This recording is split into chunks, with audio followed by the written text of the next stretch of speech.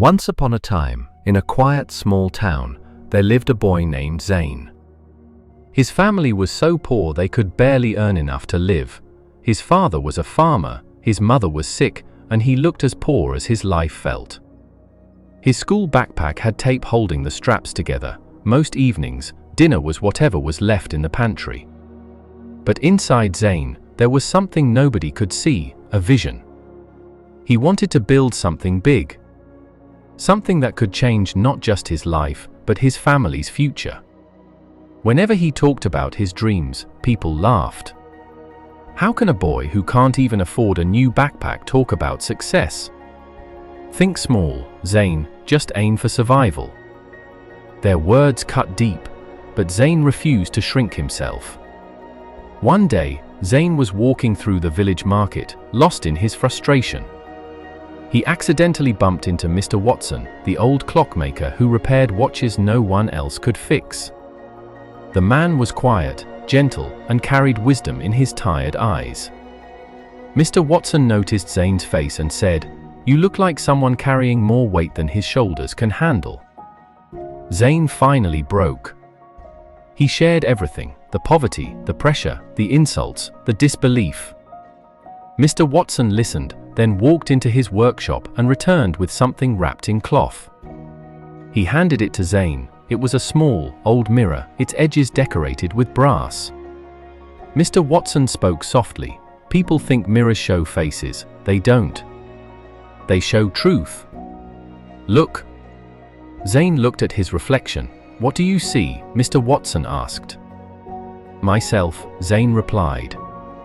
"No, look deeper, not at the wounds, but at the fire behind them." Zane stared again, and something shifted. The tired boy faded, a determined one appeared. Mr. Watson continued, "Life will try to cover your mirror with dust. Insults, poverty, doubt, but if you keep cleaning it with discipline, effort, and belief, the fire inside you will guide you even when light fades." He added, "Most people fail not because they lack talent, but because they lack belief. Feed your belief. Work every day, keep moving forward, even when no one sees you." Zane felt something awaken. From that day, he changed everything. He studied harder, worked odd jobs in a leather workshop, learned stitching, crafting, polishing, repairing. Every night before sleeping, he cleaned the mirror and whispered, "Stay clear, stay focused." Years passed. At 16, Zane began repairing old leather wallets and belts. At 18, he set up a small table in the weekly market selling handmade leather keychains.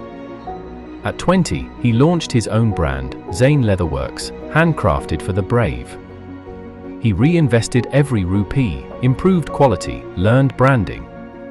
Sold online, packed orders himself. Slowly, the brand rose, people loved the quality, stores wanted his products. The same villagers who once mocked him, now waited outside his shop for jobs. His mother received proper treatment. His father no longer worked under the burning sun. One morning, Mr. Watson visited the new workshop. Zane welcomed him like family. He handed the old mirror back. "You were the first person who showed me who I really am." Mr. Watson smiled.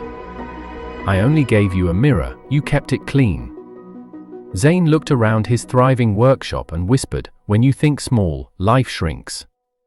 When you think big, the world expands." He pointed at Zane's chest. "Your direction starts here. If you let others tell you who you are, you'll never see who you can become. But if you think big, your life will grow big." This story teaches us, your background doesn't control your future. Your thinking does. If you train your mind to see possibilities, life will always give you paths. Think big, work daily, and don't let anyone shrink your vision.